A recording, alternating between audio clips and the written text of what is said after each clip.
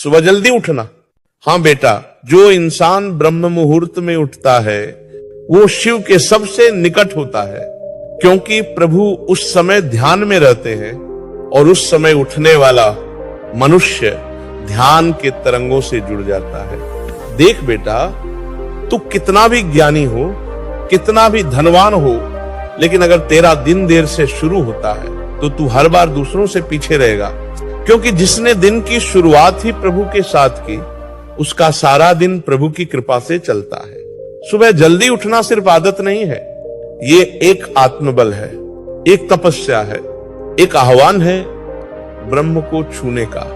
जब सारी दुनिया सो रही होती है तब जो उठता है वो अकेला नहीं होता, उसके साथ होती है सृष्टि की ऊर्जा। जब हवाओं में पवित्रता होती है, जब पक्षी गा रहे होते हैं, जब वातावरण में एक शांति होती है, तब अगर तू अपनी आंखें बंद करता है तो शिव तुझे छूते हैं। उस समय तू जो सोचता है वो साकार होता है। सुबह उठने वाला व्यक्ति कभी भी भ्रमित नहीं होता, उसका मन स्थिर होता है, उसका दिन संयमित होता है, उसकी निर्णय क्षमता तेज होती है, उसका स्वभाव मधुर होता है, क्योंकि उसने दिन की शुरुआत प्रकृति के साथ की।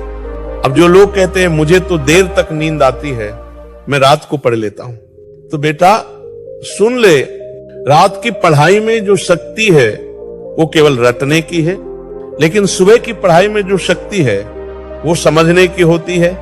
सुबह का उठना तुझे बुद्धिमान नहीं बनाता, तुझे समर्थ बनाता है, तुझे शांत बनाता है, तुझे दृढ़ बनाता है, तेरे भीतर की बेचैनी को शांत करता है।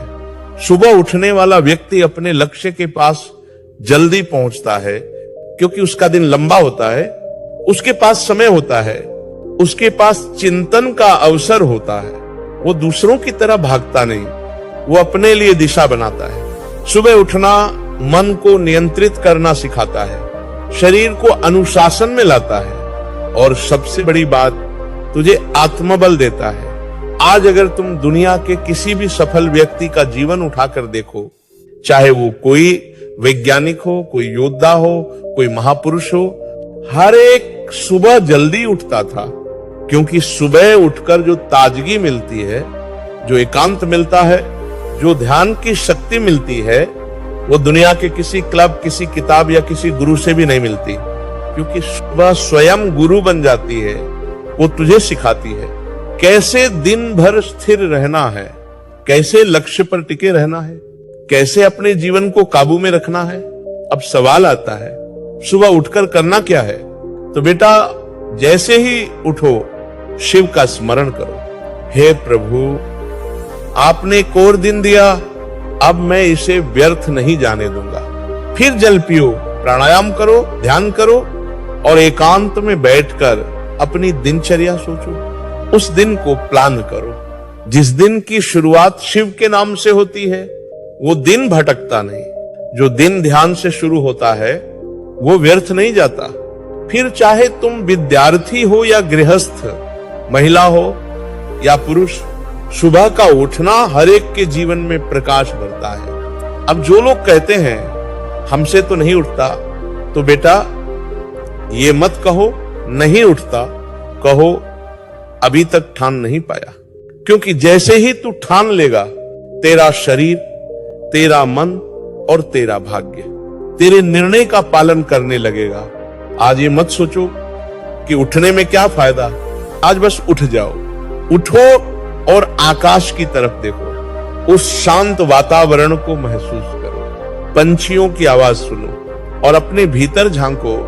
वहां एक शक्ति मिलेगी, वो शक्ति जो पूरे दिन तुम्हें स्थिर रखेगी।